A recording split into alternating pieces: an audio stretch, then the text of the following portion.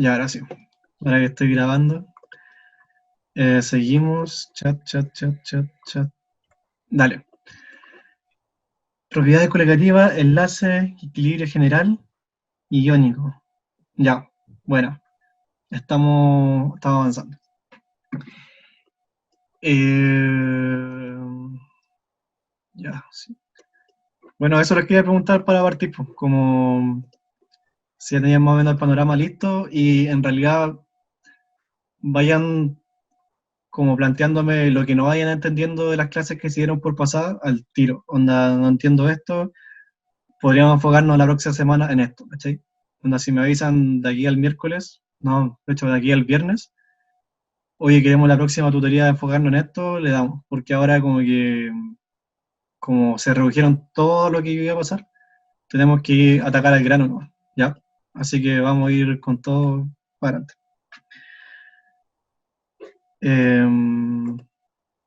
Dale. Entonces, empezamos. Ahí está. Dale.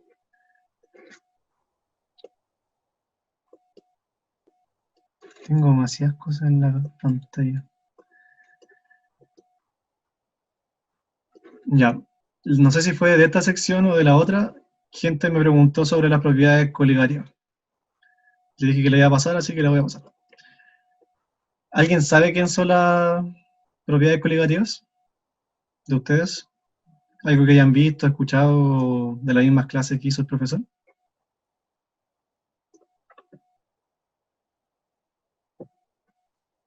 Dependen del número de partículas del soluto.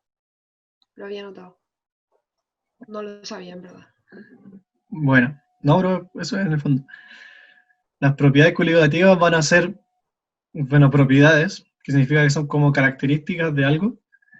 En este caso, eh, de las soluciones, ya que se llaman coligativas porque depende de las concentraciones del soluto.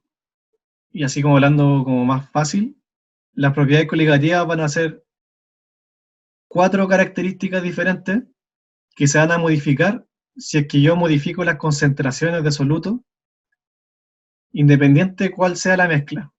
Es decir, si yo tengo agua y sal, si le echo más sal, sí o sí va a pasar lo mismo que si tengo agua con metal y le echo más metal. Sí o sí va a disminuir la presión, no sé, osmótica o va a aumentar la presión de vapor. Da lo mismo el soluto que esté ocupando, lo que importa es la cantidad que le esté echando.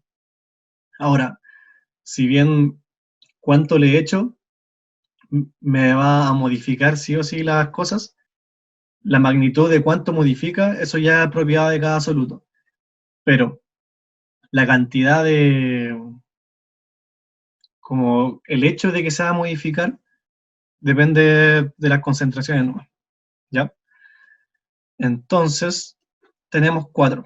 Y vamos a leer lo que está acá. Son propiedades universales que solo dependen de las concentraciones del soluto y no de la naturaleza de su molécula. Es decir, no importa el elemento que estemos usando, siempre va a pasar lo mismo. ¿Ya? Son cuatro. La primera es el descenso de la presión de vapor del disolvente. La presión de vapor es cuando, cuando estamos en estado líquido y aumenta la temperatura, como que las partículas intentan escaparse de este estado líquido. Empiezan a tener tal carga energética que sus enlaces empiezan como no a romperse, pero como a distanciarse más y seguir siendo como algo más etéreo que una sustancia líquida. Entonces, aumenta la energía, y estas empiezan a dispararse y transformarse en vapor. Lo mismo va a pasar en vapor. Y una vez que tengo un vapor contenido en un volumen, a medida que aumenta la temperatura o la energía en el recipiente, esto me genera una cierta presión de que esto quiere salir. Esa es la presión de vapor, en este caso el disolvente. Si tengo agua con sal, va a disminuir la presión de vapor a que si tuviese agua sola. Es decir, tengo mucho vapor, y le tiro sal, esto va a disminuir y se va a tranquilizar un poco. ¿Sí? La elevación ebullioscópica. Esto se puede ver cuando uno está cocinando. Que ebullioscópica, que cuando quiere transformarse a ebullición, y eso es un paso antes de transformarse a vapor. Ebullición es cuando está hirviendo el agua, por ejemplo. Cuando también se acumula tanta carga como en el líquido, que intenta escapar de este estado y está venciendo a la presión que le está ejerciendo la atmósfera. Entonces cada gorgorito es como uno que le venció a la atmósfera que está cayendo encima de eso. ¿Por qué se va a elevar? Porque ahora tiene más peso. Yo le voy a echar la sal, por ejemplo, al agua que está hirviendo y esta va a dejar de gorgorear el tiro. Estamos así gorgoreando, está hirviendo el agua, le echo la sal y esta disminuye el tiro. ¿Por qué? Porque la sal es como, bueno, de partida tiene menor probabilidad de choques entre partículas, como que le agregáis más peso a la sustancia, y también hay una combinación como iónica. Es como un imán. Tengo una pelota que está cargada y hace que las aguas se peguen alrededor de la sal. Entonces, cuando el agua quiere volar, ahora pesa mucho más porque una pelota cargada de aguas alrededor, más que el agua sola, que sería mucho más fácil que volara. Por eso se eleva como la temperatura para que pueda hervir. A eso se refiere elevación ebullioscópica. El descenso crioscópico es al revés. Ahora cuesta más que algo se congele. Tengo el agua y le echo sal. Esto me va a costar mucho más que se congele. ¿Por qué? Porque ahora esto que está como líquido va a costar más que descienda y se transforme en algo sólido o pierda energía. Por ejemplo, el agua con sal de nuevo, y el agua a la temperatura cero logra transformarse en hielo, ahora va a ser a los -1 con agua con sal. Y presión osmótica se refiere a como una variante dentro de las propiedades que tiene las membranas permeables dentro de las células. Eso ya se complica un poco más, pero después lo vamos a ver. Entonces, yendo más al grano, el descenso de la presión de vapor del disolvente va a estar medido por la fracción molar, del disolvente y también la presión de vapor del disolvente. ¿Ya? Esa es la fórmula para calcular ¿cómo se llama? La presión de vapor que va a obtenerse luego de alguna transformación que haya sufrido. Es decir, tengo el agua y le eché la sal, tengo que ver la fracción molar que tiene el agua actualmente versus la presión que tiene el agua a tal temperatura normalmente, y eso me va a dar la presión actual que va a tener el agua con la sal. Entonces, en el fondo hay que percatarse de esta fórmula. ¿Ustedes logran ver mi mouse o solo ven el power? ¿Sí? Bacán. Ya entonces no tenéis que dibujar. Vamos con el segundo postulado, que era el punto ebullioscópico. Esto va a tener dos fórmulas. Una es la diferencia como de temperaturas, porque la ebullición se logra siempre a 1 grado de temperatura. Como dijimos, el agua era 0. Y si uno aumenta el punto ebullioscópico, quizá ahora tiene que hervir no, mentira, el agua es a los 100 grados, y si uno aumenta el punto ebullioscópico, ponte que ahora es a los 1,1, a los 101,1 grados. Esa diferencia se puede calcular con la fórmula que tengo acá, la de la izquierda. Es diferencia de temperatura, es decir, temperatura de solución menos temperatura del soluto. Eso es lo que realmente subió o disminuyó con respecto a lo que yo le eché de sustancia. Pero por el otro lado, yo puedo calcular la diferencia a través del coeficiente que tiene de ebullición el soluto versus la molaridad presente en la solución.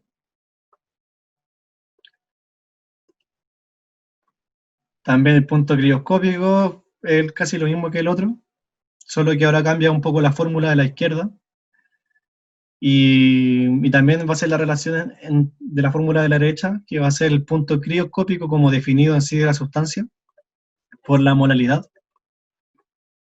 Y finalmente la presión osmótica, que es lo que le decía la membrana, Se define como la tendencia a diluirse de una disolución separada del disolvente por una membrana semipermeable. Es como cuando tengo una concentración acá y otra acá, y hay una membrana que las separa, pero que logra dejar pasar algo, es cuánta presión ejerce esta sustancia que está desequilibrada para, para equilibrarse con el otro sustrato.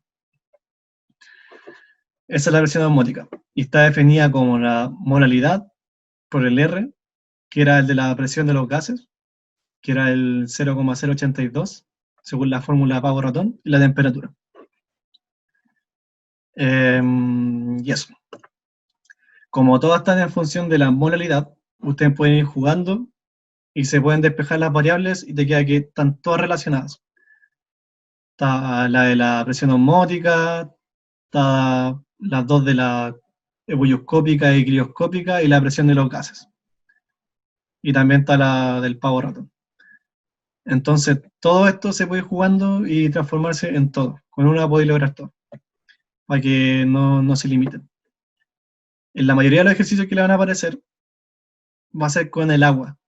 Por ende, tienen que intentar aprenderse que la constante ebullioscópica va a ser es 0,52 del agua y la crioscópica 1,86, que no es a los cuantos se evapora y a los cuantos se congela, sino que es una constante propia del agua, como para hacer cálculos posteriores con respecto a sus constantes. Uf, hablé demasiado seguido. ¿Alguna duda hasta acá? Porque ahora vamos a empezar con la fase de ejercicios, para que puedan resolver este tipo de ejercicios. Tengo una duda. El punto crioscópico y de ebullición, ¿era la molaridad o la molalidad? Molalidad, con L. Con La M L, chica ¿no? es molalidad.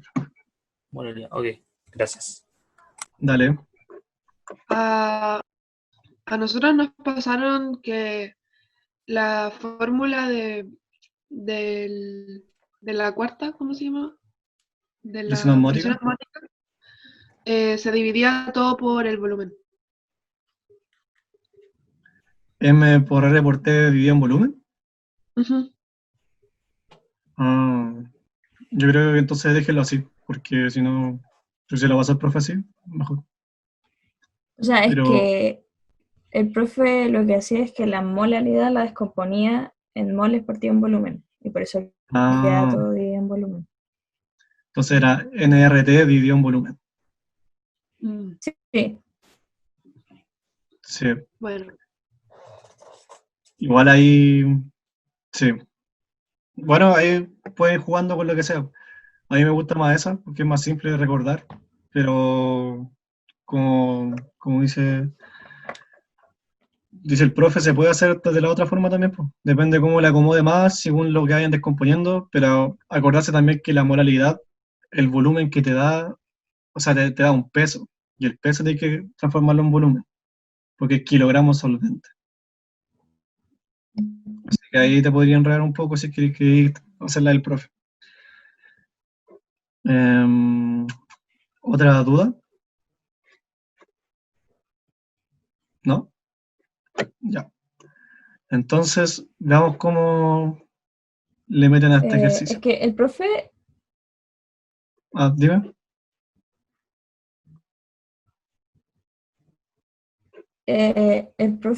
como que en las fórmulas de la elevación ebullioscópica y todo eso, agregaba el factor de Van Hoff. Como la I en la fórmula, no sé si hay como una I, y aquí no hay una I. Te escuché muy pegado, pero ¿dónde va la I? Escuché algo de una I, no.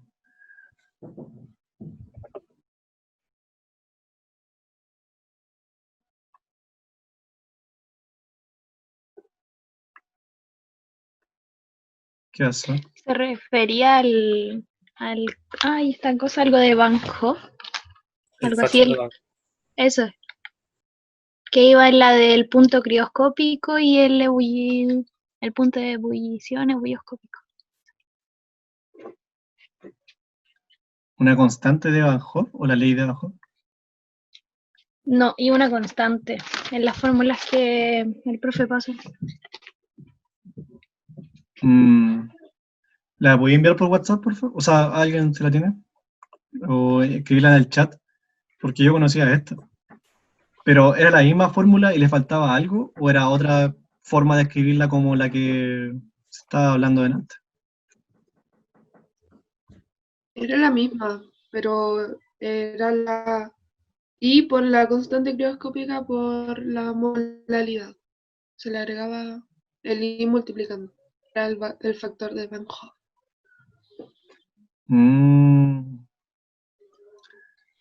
Es interesante. Porque... ¿Qué es esa gracia? ¿Alguien tiene la foto? O sea, me la mandan después si quieren, pero... Bacán. Porque en todas las cosas que vi no aparecía eso. De hecho, me metí a una guía que hace la Chile sobre esto, una página, no sé si la han visto, y no, las resoluciones de los ejercicios no eran así, o sea, eran con las fórmulas que yo les pasé a ustedes, entonces me parece raro. Pero le voy a echar un ojo, no hay, no hay atado con eso, igual son fórmulas, así que no cambiaría nada. No sé si quieren hacer los ejercicios o no, porque estos ejercicios están hechos con las fórmulas que yo les puse ahí. En el fondo cambiaría solo el factor de Van Hoff, no sé cómo se dice la cuestión, pero no sería su misma fórmula. Entonces, si quieren, lo dejamos para otra vez, o sea, lo subo o no sé qué, porque falta la segunda parte que sería los números cuánticos, o desarrollamos un par como a ver si soltaron la mano o no. No sé qué dicen, qué quieren hacer. Hagámoslo, yo creo. Hagámoslo. Ujú. Sí, porque Ya, estaba cachando y ese factor era ¿sí? como para soluciones electrolíticas, algo así. Ah, ya, sí, por ahí va la cosa. Cuando se disocian. Sí, Y ahí hay que contar como las partículas que se forman, algo así. Ujú. sí, eso lo tengo bajo un ejercicio que está después. Así que si era solo eso, estamos bien. Sí, Pero yo creo el que es para factor, algunos nomás, el factor de para Van algunos. Hoff, bueno, yo aprendí a hacerlo sin ese factor, o sea, no como contando la disociación, pero buena, pibe, le voy a buscar al toque. Péguense el primer ejercicio, ya que esta no es una solución electrolítica, es decir, no se va a disociar, al menos los tres ejercicios que tengo planteados como hasta ahora, no se disocian. El último se va a disociar y les voy a enseñar cómo calcularlo si es que no le aparece el factor de Van Hoff. Si le aparece, lo multiplican y chao.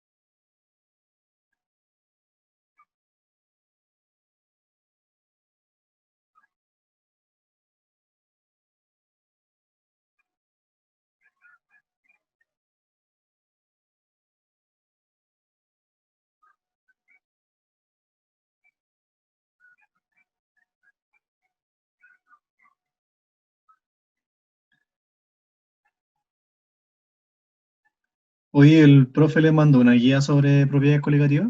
¿O solo les pasó eso?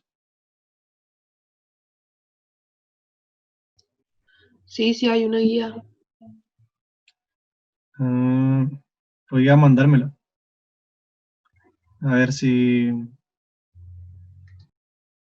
hacemos algo por ahí.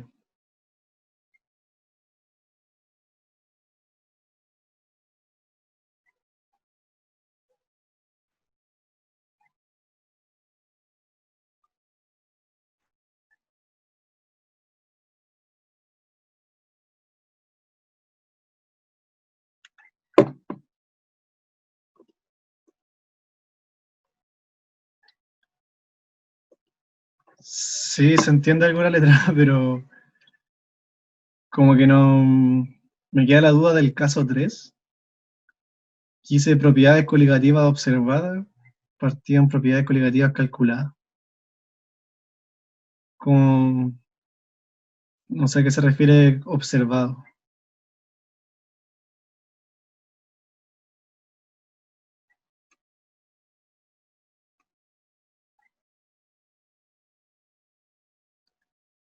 Pero yo creo que igual aprendo haciendo las guías, en realidad. Como que voy deduciendo las cosas como por inducción Es matemática. por decir algo, Gabriel, yo creo que es lo de, ¿cómo era? En partícula observada, ¿era? Eso mismo yo creo que te dan ese dato, porque es algo más experimental, de lo que yo me acuerdo. Pero igual Mm. no, el profe dijo que no lo iba a tocar, No ese ha hecho último caso. ningún ejercicio con eso entonces, con, con observado y experimentales. Solo han hecho ejercicios con electrolítico, con no electrolitos, Con no electrolitos y bueno, y electrolitos fuertes. electrolitos como la sal. Claro, como fuertes o no electrolitos, pero no han hecho del caso de electrolitos débiles que son más difíciles. No, Ya, bacán. Bacán que les den el factor, porque así es más fácil. El ejercicio que les iba a mostrar, hay que calcularlo uno. Pero no es nada del otro mundo en todo caso. Dale, ¿cómo van con el ejercicio? ¿Lo terminaron?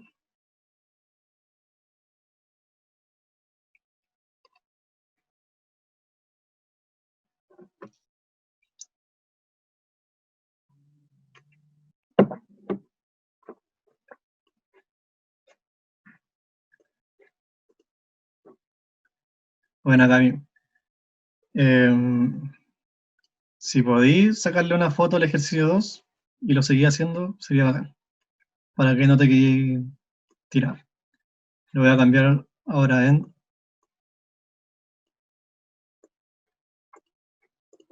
5 4 3 2 1. Dale. Tú me decís cuando ya esté listo.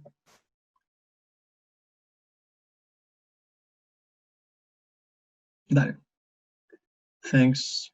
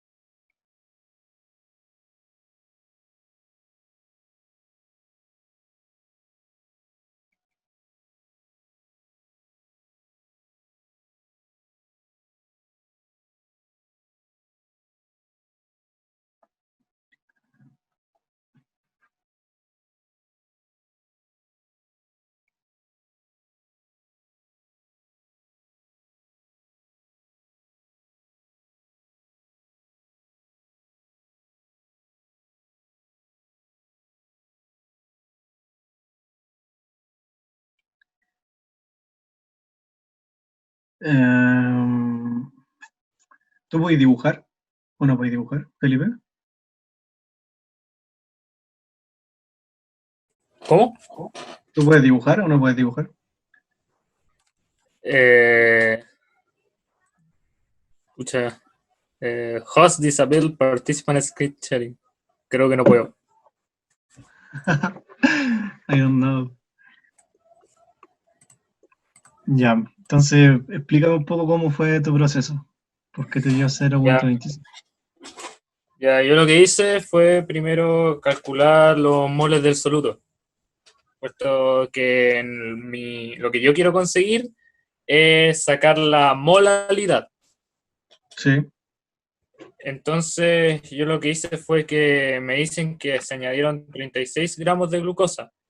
Entonces, eso yo lo partí por el dato que me entregan del peso molecular de la glucosa, que es 180. Y eso me dio un quinto. ya, ¿Ya? Después me dediqué a sacar la molalidad, me daban el kilo del solvente, que eran 800 gramos, que yo lo pasé a 8 partido 10. no. Sí, 8 partidos en 10. ¿Por qué dijiste 8 partidos en 10? Qué rara la relación que hiciste. Sí, que utilicé fracciones, Sí, por eso. ya, 0,8. Eh, entonces hice un quinto partido en 8 partido 10. Entonces, o sea, reemplazando la fórmula. Sí, No sé por qué me tenga que aquí como la embarré, ¿o no? mi modalidad hasta ahora da 0,25. ¿Ya? Ah, no, está bien, está bien. Ah, ya sé lo que me faltó la multiplicación. Ya, en la molaridad, entonces al final me da 0,25. Lo que pasa es que me ¿Sacaste la faltó. modalidad nomás? Sí, no me percaté, se me había olvidado multiplicar. Y bueno, eso se multiplica por 0,82, porque se puede asumir que está ebulliendo según el problema. Y ahí eso me da 55 por 0,52, 0,13. Sí. ¿Por qué decir que se está asumiendo que está huyendo? ¿Dónde está el problema? ¿Me lo podrías poner, Gabriel, por favor? Ahí sí. Porque dice, calcula el aumento de temperatura, un aumento, dice aumento, no dice así como disminuye. Se supone que cuando uno intenta calcular el punto crioscópico, como que no hay como un aumento de temperatura. O se asume que el que aumenta de temperatura es el agua, el disolvente. Entonces ya dije ya, entonces está ebulliendo. Sí, sí. O sea, es que el aumento del punto de ebullición no quiere decir que esté huyendo. Yo puedo, por ejemplo, imagínate que soy una persona que vive 80 años y me tomo una pastilla que me hace vivir 100 años. No tengo que llegar a los 100 años para saber que voy a vivir 100 años, sino que puedo sacar el cálculo antes, ¿cachai? Entonces, en sí este problema no te está diciendo que está huyendo, sino que a los cuántos grados va a huir, te está preguntando. Ah, ¿Se sí, se sí. entiende la diferencia? Como que tú estás calculando a los cuántos va a huir, cuánto va a ser la diferencia ahora que le agregué esto, cuánto va a huir, pero no te está diciendo a cuántos grados está el agua. Ah, no, es que yo me imaginé así como el experimento en sí. Entonces, por eso lo decía. Ah, sí, puedes tomarlo así. Que en volar Eso. en revés, porque después te van a aparecer experimentos que dan la temperatura y no está huyendo. Entonces ahí te voy a enredar. Ah, ok. Pero no, está bien, pues no lo lograste. Solo la moralidad y te fuiste en otra. La Ya, los quinta demás lo mola. terminaron. ¿Lo lograron terminar o no? Sí. Después de la molalidad, ¿cómo se desarrolla la ecuación? La ecuación es la que dejé planteada acá. Tenemos dos ecuaciones para punto crío. No, mentira, esto no era. Tenemos dos ecuaciones para punto ebullioscópico. Una en la que yo tengo que saber a cuánto hierve el agua y a cuánto va a hervir la solución. Y la otra en la que me va a decir cuánto va a ser la diferencia ahora que cambié la concentración de los moles o que le agregué un sustrato o un soluto a mi solución. Me va a decir la diferencia de temperatura que se va a lograr.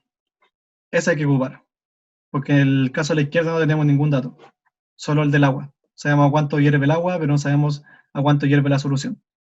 Cambio acá, no necesitamos saber ninguna, solo los componentes como masa, moles y la constante. Y la constante está acá. Yo les dije que para el agua, que es los mayores ejercicios que vamos a hacer, vamos a usar estas dos. La constante ebullioscópica es de 0,52 y la crioscópica es de 1,86. Y eso ya hay que memorizarlo más que nada. No, no sé si se los van a regalar estos datos. Entonces calculamos la molaridad, que es 0,25, y lo que me están preguntando es cuánto va a variar la temperatura. Yo sé que eso es Kp. Sí. Kp por Kc, o sea, por M. Y listo. Me da 0,13.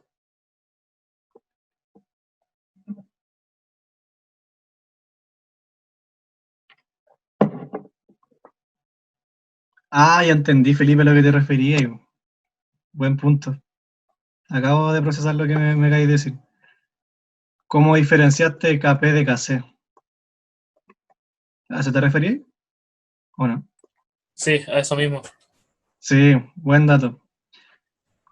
¿Ustedes cacharon por qué estamos usando Kp y no Kc? La crioscópica no lo estamos usando y estamos usando la ebullioscópica, siendo que acá no nos dice nada.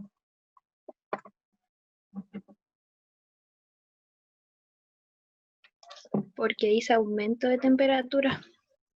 Buenísimo. Sí. Y las propiedades coligativas, si le echáis algo a la solución, te aumenta la temperatura de ebullición y te disminuye la de solidificación. No hay otra opción. Entonces, si te dicen cuánto aumentó la temperatura, está hablando de Kp. ¿Cuánto disminuyó la temperatura? Kc. ¿Ya? ¿Alguien no ha terminado el ejercicio?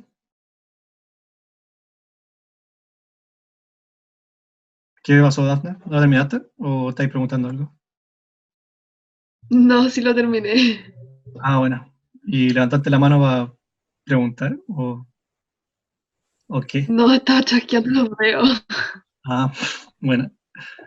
Ya. Gabriel, faltó algo. ¿Qué pasó?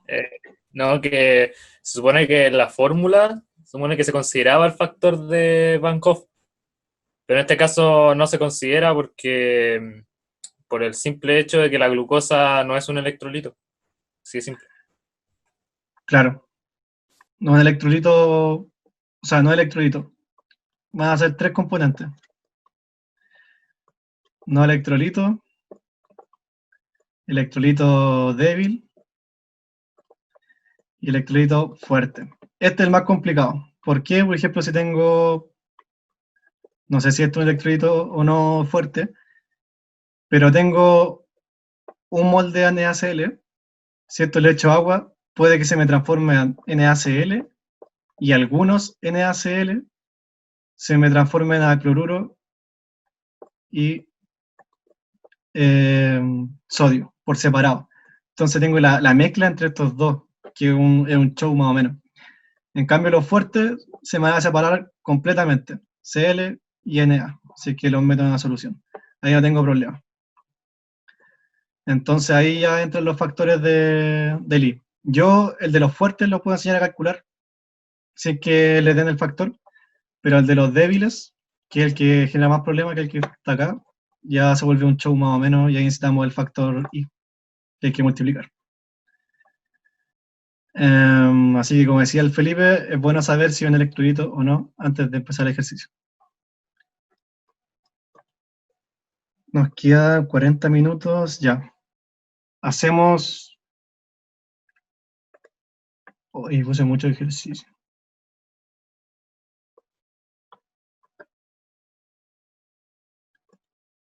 Este era el interesante. Ya. Hagamos el 3 muy, muy rápido, lo más rápido que puedan. Y después les comento el 6 para después darle con los números cuánticos.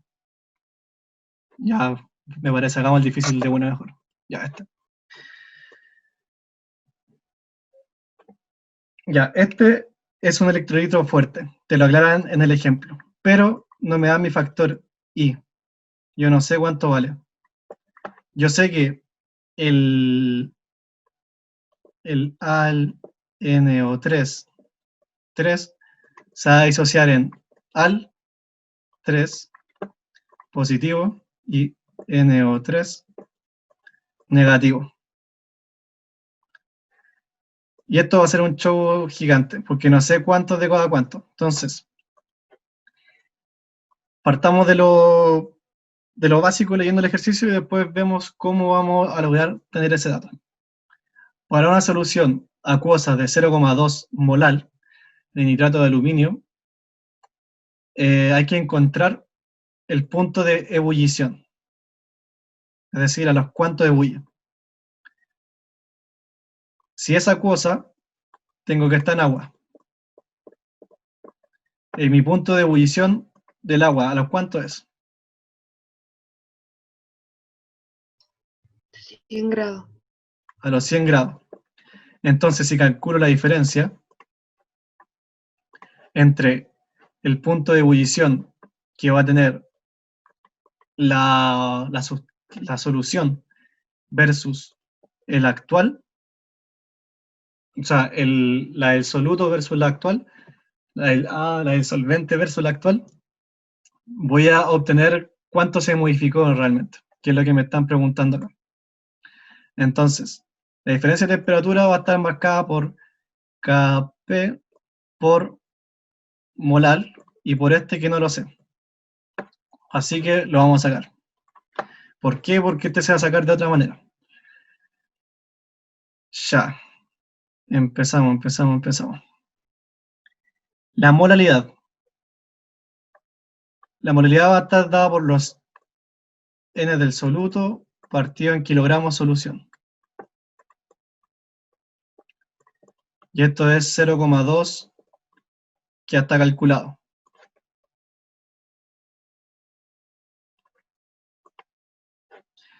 Esto va a ser lo mismo que 2 dividido en 10. No, mentira. 0,2 dividido en un litro. Entonces tengo 0,2 moles de al. ¿Ya? O sea, en un kilogramo. ¿Se van teniendo hasta ahí? Porque estoy viendo como muy saltado, pero es para poder lograr que quepa todo en la pantalla. Por la molalidad yo sé que tengo 0,2 moles de todo esto, pero yo sé que esto se va a transformar y se va a subdividir totalmente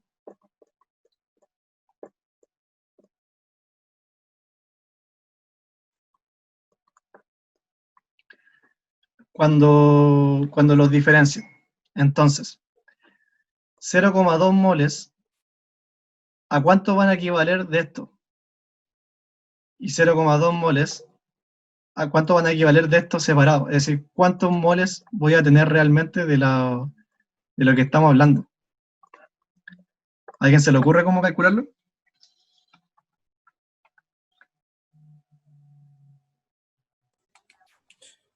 Balanceando la reacción para sacar los coeficientes estequiométricos y ahí hacer regla de 3. Es lo único que se me ocurre. Puede ser. Acá me... No, acá me equivoqué. Esto era así. Se divide y ahí está. Ahí sí. Tenía Este esa era duda. Sí, estaba vendiendo pescado. Este era positivo y este era negativo. Y ahí estaba.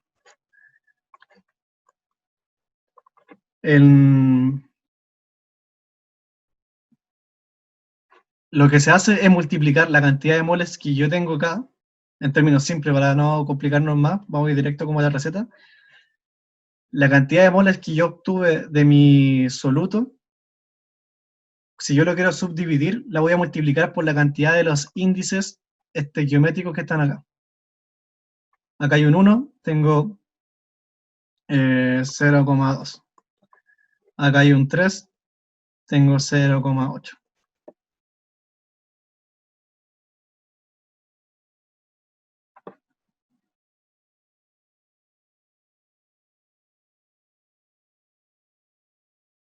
¿No sería 0,6? El segundo. Sí, toda la razón. Estoy multiplicando pésimo. Ahí sí. Gracias, gracias por tanto. Entonces, ¿cuántos moles realmente tengo acá en total? Porque todo esto es mi soluto. No hay que perder de ojo, de vista, que todo esto es mi soluto. Soluto. Entonces yo voy a seguir considerando todo eso como mi soluto, pero ahora están separados, pero igual sigue siendo lo mismo, ¿cachai? Y ahora cambió la cantidad de moles por separado. Voy a tener 0,8 moles de soluto. Separado.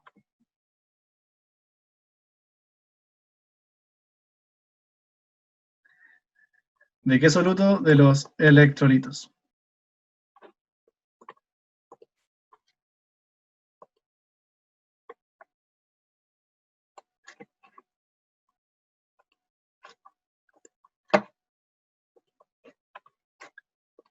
Y ahora, ¿qué se le ocurre que sigue?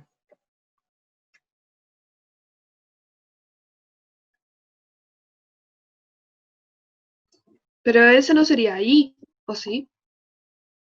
No. Uy, no, no debería borrar eso. ¿Qué sería? ¿Por qué estamos calculando esto de partida? Para encontrar I. Es para encontrar lo real, como los reales, como la real molalidad que va a tener esto separado. I. ¿Cachai? Entonces, ahora va a tener que ser 0,8 moles de soluto.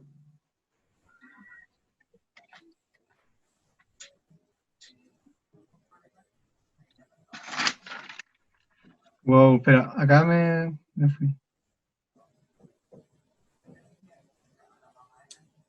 Calculé.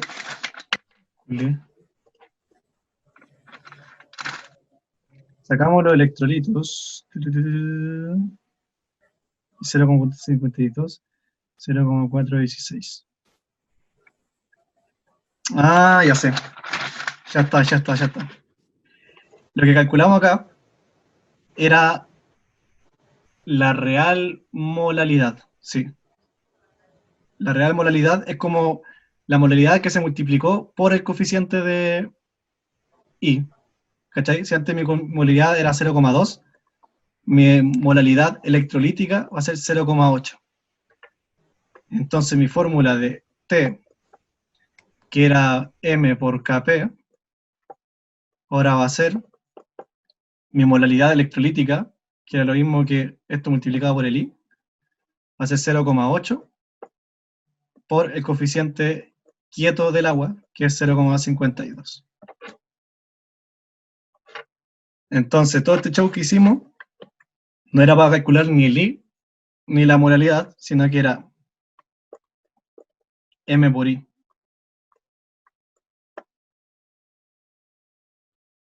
Mi molalidad electrolítica, porque se separó realmente, esto cuando está junto, cuando se separa, es lo mismo que tengo que multiplicar el M por el I, y mi resultado final es mi molalidad electrolítica, que va a ser 0,8. Y después sigo la fórmula normal, con mi molalidad electrolítica. ¿Se entiende? ¿Un poco? Como el profe nos había enseñado, era que cuando separabais el al NO3 en los electrolitos, sumabais los coeficientes, el 1 con el 3, ¿Sí? entonces el I sería 4. Ujú. Es Y lo... es lo Sí, dale, mismo. claro. Es como lo mismo. Porque esta multiplicación por separada es lo mismo es como el orden de los factores no altera el producto. X Sí. por 2 más 1 es lo mismo que X por 2 más X. Es como una factorización del otro.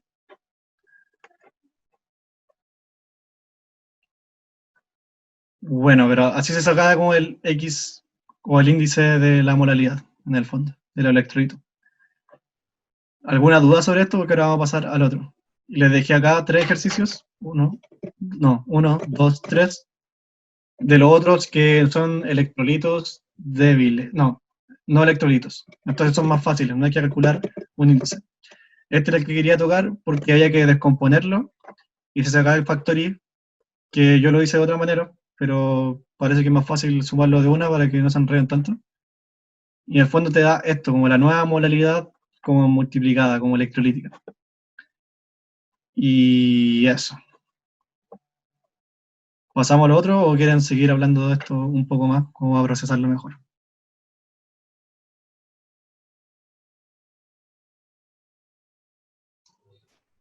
Yo digo, démosle. Ya, No bueno. sé qué tema. Sí, Ya, bacán. Y ahora pasamos a los números cuánticos.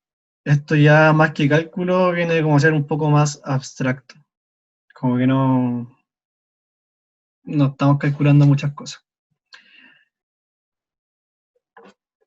A ver cómo empiezo esto. ¿Saben todas las partes que tiene el átomo? Por ejemplo, este es el núcleo. Los electrones, según los modelos como de los modelos cuánticos, los electrones no están pegados en el núcleo ahora. Antes se creía que estaban pegados, ahora están como dando vueltas alrededor del núcleo y siguen ciertas como órbitas. A veces están más cercanos, más lejanos, igual que los planetas. Estos son los orbitales, como por donde se mueve el electrón. Hay un ejemplo de orbital para que lo comprendan.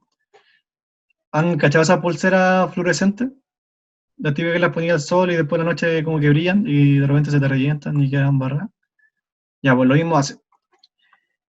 Yo tengo el electrón acá y la pulsera fluorescente, el fluoro como un elemento cuático como casi perfecto, hace que este electrón vaya recibiendo energía y si entre más energía tiene la posibilidad de saltar a una órbita más lejana. Y empiezo acá. Más. Entonces está todo el día cargándose la luz, todo el día cargándose, y después cuando llega la noche, le sobra energía y empieza a perderla porque no hay nadie que lo esté cargando. Entonces, al saltar de vuelta de este orbital al anterior, libera luz, fotones. Después de nuevo, fotones. Y así son como más demostrable lo que está pasando, entre comillas, a nivel de núcleo, como la carga energética y la liberación energética que va pasando. Más adelante lo pueden ver con percepción remota, de que los satélites lanzan ondas electromagnéticas y hace que choquen con ciertos orbitales para poder detectar cosas como, no sé, la contaminación, el CO2. Sacan una foto de arriba a través de ondas, como frecuencias de onda, y todo lo que choque y determine que este electrón está acá y este átomo tiene esta forma como geometría así, dicen, ah, ya, esto es CO2. Entonces después filtran y tiene un mapa atmosférico como de calor, o de CO2, o de agua, ¿cachai? Como que así se forman las cosas. Un poco más aplicado en la carga. Ya, son 4 números cuánticos. El principal es el N, que es el nivel de energía. Es cuánta energía vamos a tener. El secundario es el L. Este nos indica la forma del orbital, porque puede ser circular, puede ser así, tiene muchas formas. Acá lo de por abajo. Puede ser esférico, doble lóbulo, como el que puse acá, 4 lóbulos, como una cosa así, y 8 lóbulos, después que es como así, una flor. Entre más energía, más lóbulos. Entonces también te indica el nivel de energía. Esto te indica la forma de la energía, este es solamente energía, el número n. El número cuántico m indica la orientación, porque no es lo mismo, bueno, la pelota solo es una pelota, pero puedo tener un lóbulo así o un lóbulo así. Y digamos que este es mi norte, también te puedo tener mi lóbulo así, dado vuelta. A eso se refiere a la orientación del orbital. Y el spin es si entra positivo o negativo. Eso ya no le encuentro nada de sentido en eso, pero solo sé usarlo. ¿Ya? Entonces son 4. ¿Cómo podemos identificarlos? Sí o sí hay que escribir la configuración electrónica.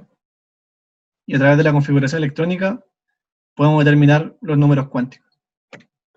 Porque las características están dadas ahí dentro. ¿Tienen dudas sobre la configuración electrónica? ¿De cómo hacerla? ¿Alguien no sabe? Porque ahora se los puedo enseñar, como ahora o nunca.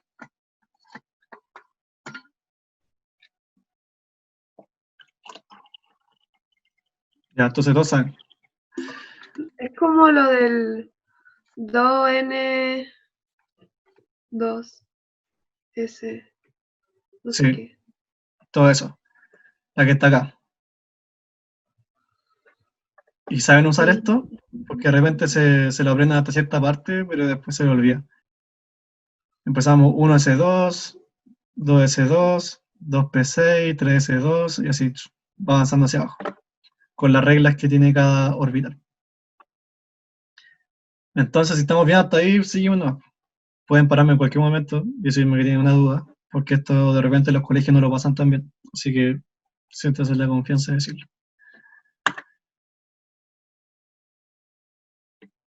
Ya.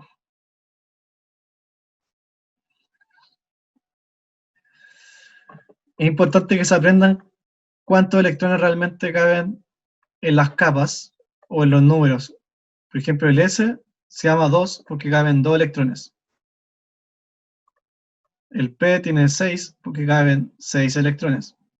El D tiene 10 porque caben 10 electrones, ¿cachai? Y estos van entrando como aparece acá. Siempre entran positivo, positivo, y después se rellenan los negativos. Negativo, negativo. No hay otra forma. No es que se haga así. 1, 2, 1, 2. Siempre van solos, solos, solos, y después se rellenan como en pareja. Entonces, sabiendo eso también, pasamos a lo siguiente. Bueno, ahí está el relleno de una manera más gráfica. Así no se rellenan, así sí se rellenan. Ahora, sabiendo todo esto, es bueno que memoricen lo siguiente, porque esto tampoco lo va a aparecer como una tabla.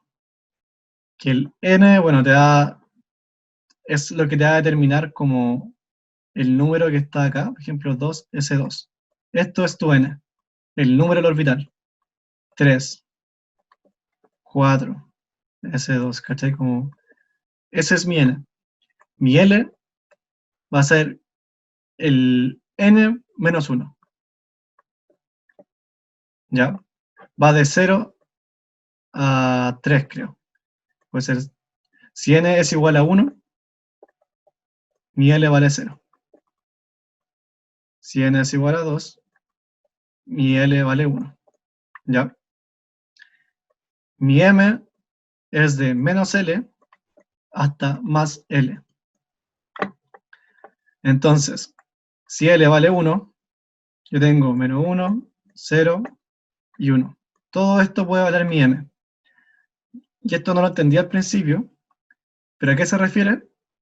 Es que yo estoy en el orbital 2 con forma de 1, que era el lobular, y ponle que los electrones que hay en este orbital sean 4. Entonces, yo voy a tener 4 casillas, o sea, 3 casillas, las del M, y son 4 electrones. Entonces ingreso 1, 2, 3, y el cuarto me da entonces que M es igual a menos 1. Y el spin, que era el S,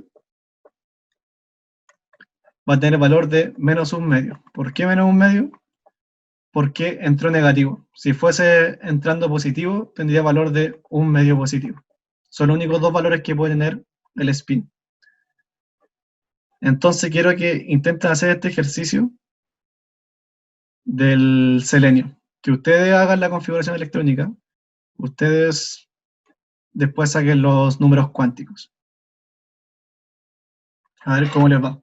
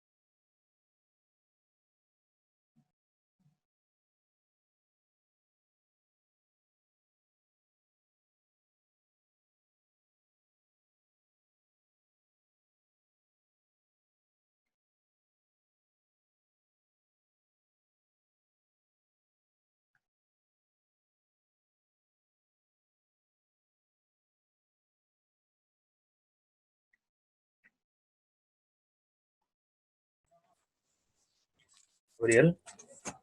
Dime. ¿Y qué más había que sacar aparte de hacer la configuración electrónica? Todos los números cuánticos, los 4. Ok.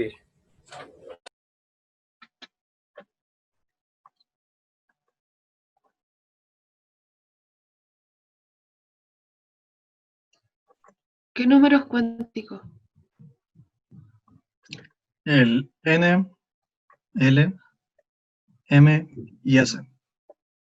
¿Del último electrón? Del selenio.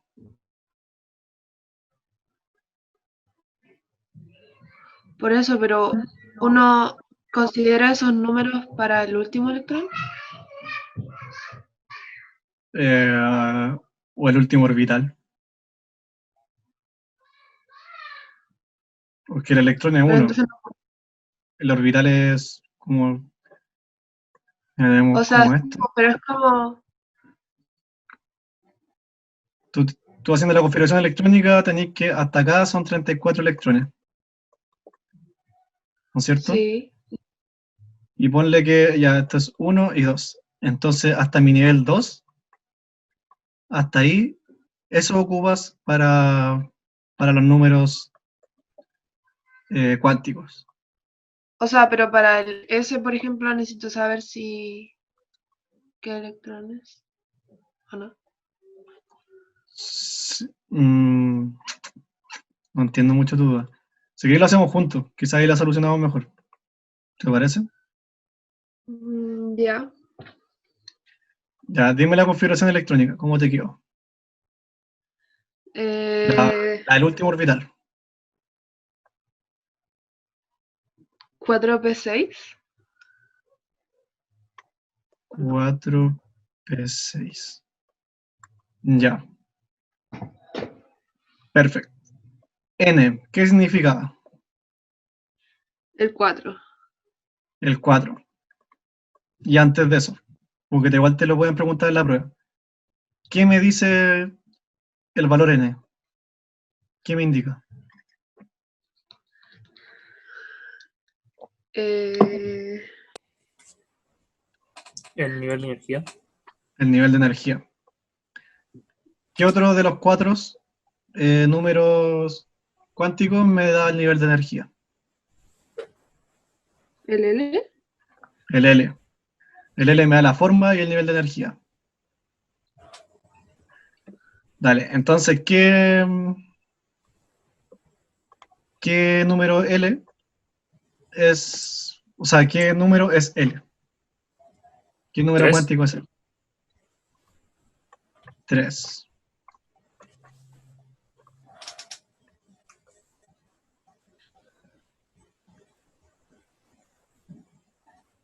El M,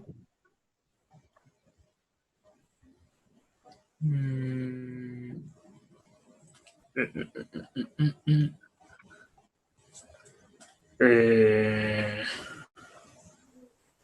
mm, no, me equivoqué. 4p4. La configuración electrónica la hiciste bien. Hay dos personas. Yo acá la hice. Es 4p4, no es 4p6. Upsi. Y con el L me equivoqué en lo siguiente. Porque está mi S, mi D, mi P. No, mi S, mi D. Ah, de nuevo dijiste lo mismo, qué rayo. Mi S, mi P, mi D y mi F. Para mi S, el L vale 0. Para mi P, vale 1. Para mi D, vale 2. Para mi F, vale 3. No era el N-1. Intenté hacerlo como más fácil, pero fue pésimo cálculo en realidad. Dependía de esto más que el número.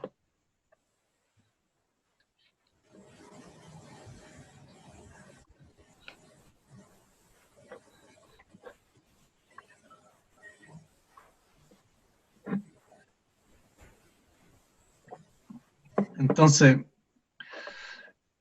voy a borrar esto y era 4p4. Número n, 4. Perfecto. ¿Qué tengo acá? Una p. O sea, ¿qué número L es? 1. 1. ¿Eso qué forma es? Esférica. Entonces tengo mi plano XY. No, le digo que mal. Tiene que estar partido. Tengo mi plano X, Y, Z. Y va a estar ahí la esfera. Gabriel no sería, ay, ¿cómo se llama? Lobular, ¿no? Ah, ok. Porque Ah, sí, es P, lobular. Sí, el sí, S, todo el rato que sí. Hoy no tenemos que parar de hacer tutorial, si no me pongo muy ñurdo. Sí, laburar, que sería así. Listo. Y ahora necesito saber para dónde lo dibujo. Que sería el M. ¿Qué me da el M? La orientación. Como la calculaba, tenía que subdividir según como la cantidad de casillas que alberga mi orbital. Y empezar a ingresar los electrones y ver en cuál cae para ver si es dirección 1, 2, 3, 4, por ahí verlo. Entonces yo sé que esto va de -1, 0 y 1. ¿Sí? Porque el P tiene una capacidad de 6 electrones. Entonces va a tener 3 capillas, o sea, 3 casillas, y las 3 tienen capacidad de 2 electrones. En este caso yo tengo 4 electrones de valencia y los voy a meter acá. Ingreso 1, 2, 3, y el cuarto me cae en el -1. Entonces, orientación -1. Y el spin me cae negativo también, entonces -1/2. Y ya está. Creo, ahora voy a revisar los resultados. N4, 1, -1, 1/2. N4, 1, -1, sí. ¿Cuál era la configuración completa? Esta.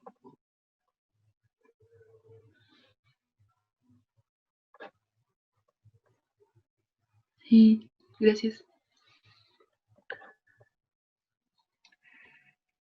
Y ahora para que quede un poco más gráfico, ¿alguien tenía una duda? ¿Aló? Fue un... No, fui yo, perdón. A ver. Para que quede un poco más gráfico, está esto. Entonces, intentemos conversar un poco qué sería esto.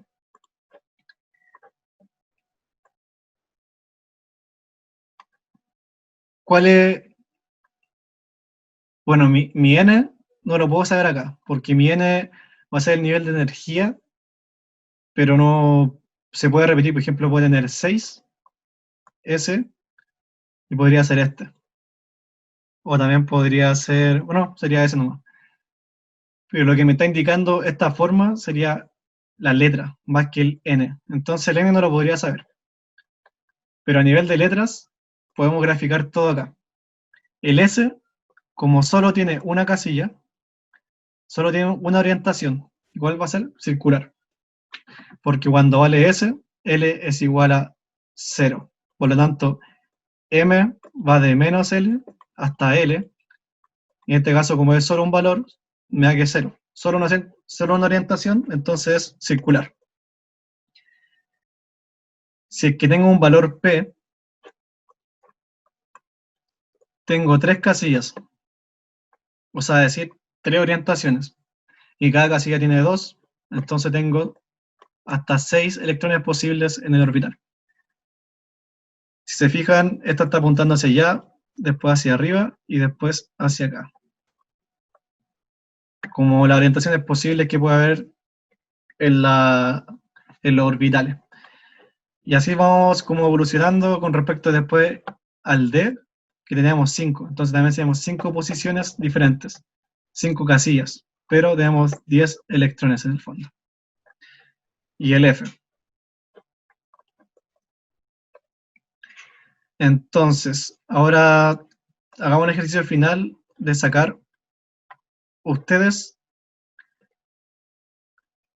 las semejanzas y diferencias que pueden encontrar entre estas dos configuraciones.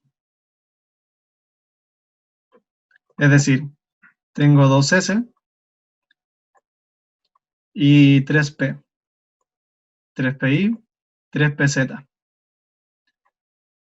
¿Qué semejanzas y qué diferencias encuentran en esto según los números cuánticos? Es decir, ¿cuál tiene más energía? ¿Cuál tiene menos energía? ¿Qué forma tiene uno? ¿Qué forma tiene el otro? Todo lo que pueden decir sobre aquello. Porque ya aprendieron cómo a sacar los números cuánticos, pero ahora sería bueno comentar cuáles son las diferencias entre dos configuraciones. Onda, si te ponen con letras, ¿cuál es más grande que el otro? ¿O cuál tiene más formas que el otro? ¿O orientaciones que el otro? De repente son preguntas de alternativa que te podrían salir, y solo con saber las diferencias más que tú estar sacando los números cuánticos.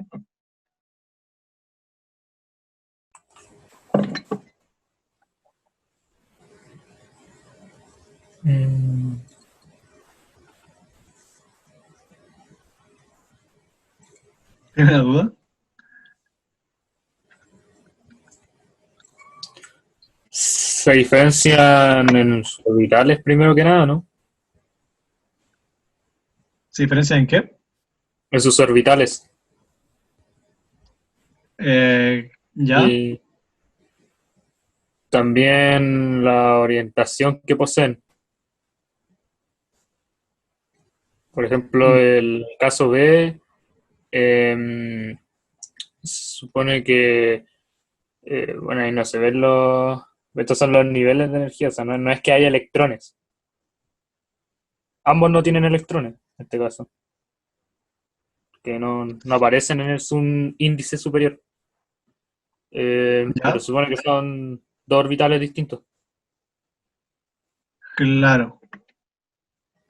Pero ustedes cachan que el orbital 6, o sea, P, tiene 6, y se divide en PX, PY y PZ, ¿no es cierto? Sí. Y que se rellena como 1, 1, 1, 1, 1, 1. ¿Sí? Entonces, Sí. este ya rellenó lo I, es decir, ya tendría otra orientación y otras cosas. Como que voy a sacar como conclusiones desde ahí. Te tinca si vemos primero el ejercicio A y después el B. Y vamos notando las cosas que vamos encontrando para que no se queden volando. Así vemos si están buenas o están malas. ¿Qué me decís del ejercicio A? La comparación entre el 2S y el 3PX. O sea, el A son dos. O sea, muestra dos niveles de energía, el 2 y el 3, y el B muestra solo uno.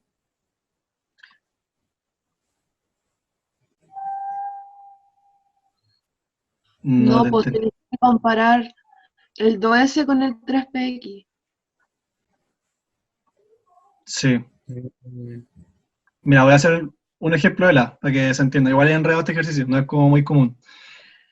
Em, el A se diferencia en que el número cuántico n son diferentes. Uno es más grande que el otro. Ahora veamos las formas. ¿Qué forma tiene cada uno? ¿Son iguales o son diferentes?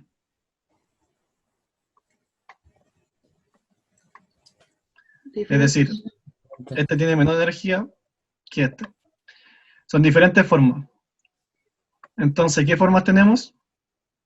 En el 2S, por ejemplo.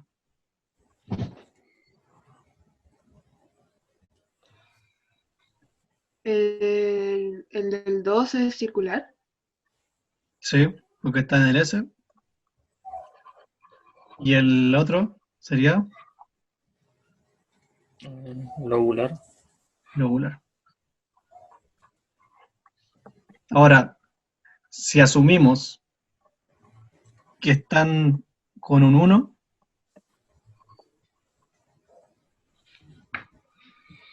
podríamos sacar las orientaciones.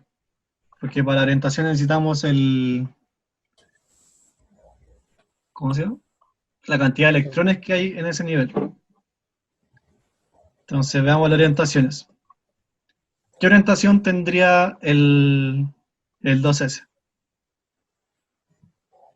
Cero. 0. No hay otra. ¿Qué orientación tendría el 3PX? Menos uno. 3PX, PX, PY, sí, menos 1. Buenísimo. ¿Y el spin de cada uno? Eh, Negativo el S, menos un medio, y el otro más un medio. ¿Por qué sería negativo el del 1S? Ah, no, verdad que estaban comparando un orbital con otro. No, yo pensaba que eran una misma configuración. Ah, por No, eso me no, confundí. son separados, son separados. Son dos Ah, elementos separados. entonces es positivo los dos. Sí, Sí, positivo. más un medio. Dale.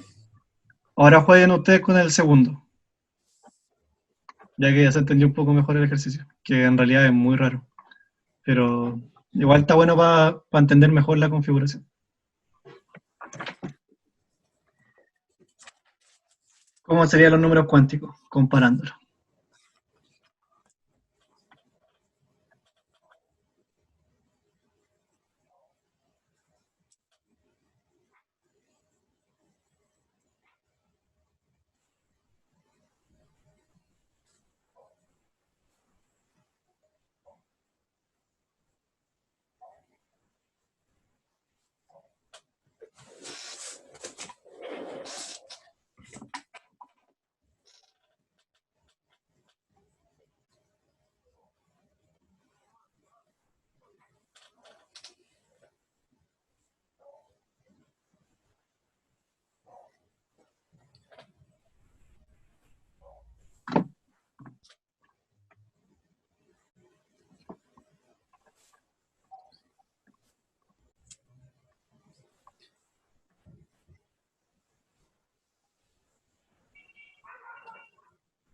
Diferente nivel, Ya, igual L. deja anotarlo. Diferente nivel. Uno es 3 y el otro es 4. Sí. El L. Tú decís que el L son iguales. Perfecto. Porque ambos son P. Entonces serían L Sí. igual a, A uno. que L a 1. Ambos serían lobular. El M, ¿cómo quedaría?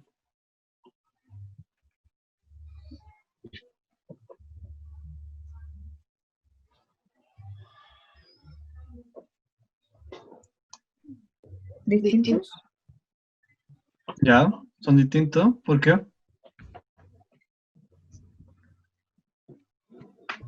Uno es 0, el otro es 1. Sí, 0 y 1. Buenísimo. Y finalmente el spin, Igual. No, mentira, distinto. No, igual. eh, igual, porque no hay elevado a 2, así que serían todos iguales. Entran de una nueva. Más un medio y más un medio. Y estaríamos, pues. No hay más que esto. Yo tengo una Sí. duda. Ah, Es que ya, cuando los electrones caen como en las cajitas, sí, X, Y, Z, ya no sé si cayó como en el ejercicio anterior. Cayó en la primera, en el -1. sí. Y con spin -1 medio. ¿Significa que el electrón está en el X girando o no?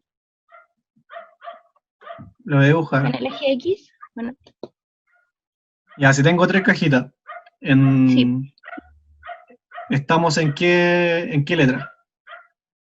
en el Pepo, En el P. ¿no? Perfecto. Sí, Que tienen máximo 6. Y tú me dijiste sí.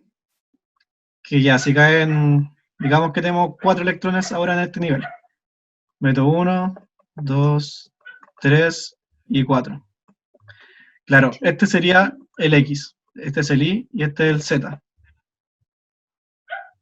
Entonces, estaría girando pero de manera negativa, porque el último electrón cae como -1, ¿cachai? Cae menos un medio. Sí. Y tiene orientación de -1. No sé si esa era la duda.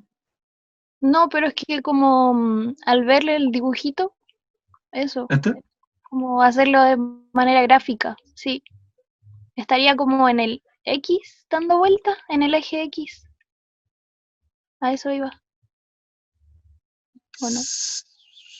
Debería, no sé. Eh, Más o menos. Es que los electrones como que no... Todo esto igual es como teoría, de hecho como que no se sabe la posición del electrón. Son órbitas. Entonces, claro, como que va a tener orientación hacia el X, por ejemplo, acá está.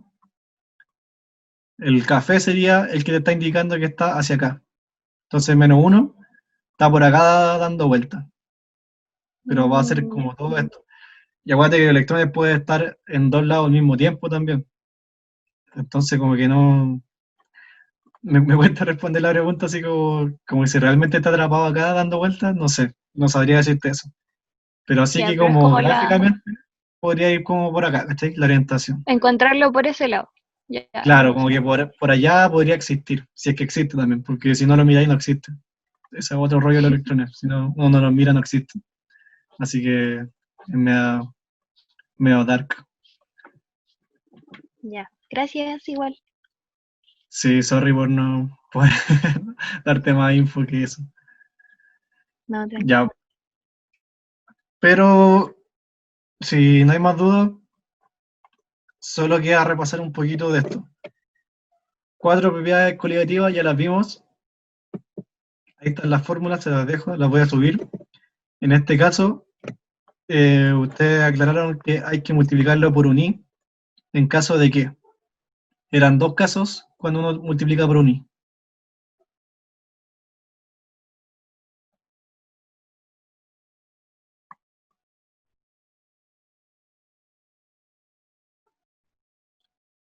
¿Cuáles son los dos casos? Cuando el electrolito fuerte, ¿o Buenísimo. no? Y también débil. Ya. El i Y cuando hay como electrolito. en valor real absoluto, o sea, real, no era absoluto, entero. Un entero real va a ser cuando el electrolito es fuerte. Y un i como con decimales, que es como el más complicado de sacar, va a ser con electrolito débil. El electrolito fuerte, vimos cómo sacarlo, según el ejercicio, el último ejercicio que hicimos, que era multiplicar los moles de la moralidad que me están dando, del soluto, por los coeficientes estequiométricos que había en total, de los solutos disueltos. En caso de que no se los den, yo creo que la prueba se los van a dar porque han pasado tan poca materia o tan rápido que lo van a hacer lo más fácil posible. Así que no hay que complicarse mucho con eso, pero igual ya vimos cómo resolverlo un poco. Esto también se le puede aplicar un coeficiente de I. La presión osmótica, también ustedes dijeron que se podía partir por volumen, si es que se transformaba la molalidad a moles.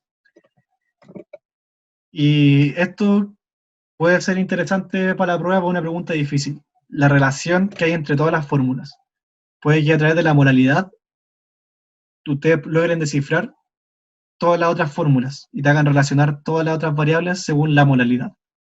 Entonces, no es que tengan que aprenderse eso, pero sí saber que se pueden interrelacionar todas las cosas despejando. Les dejo planteado los ejercicios y bueno, ahí está la pauta de cómo hacer la configuración electrónica y también cómo determinar los números cuánticos. Así que eso, no sé si hay dudas de algo más o estamos bien. Bueno, si no hay dudas, nos vemos el martes, el próximo martes. Tratan de mandarme todas las dudas que tengan como para no resolverlas, sino que hacer una clase con esas dudas, ¿cachai? Como para ver qué necesitan para el próximo martes. Y eso, así que nos estamos viendo. Que estén bien. Nos vemos. Chao.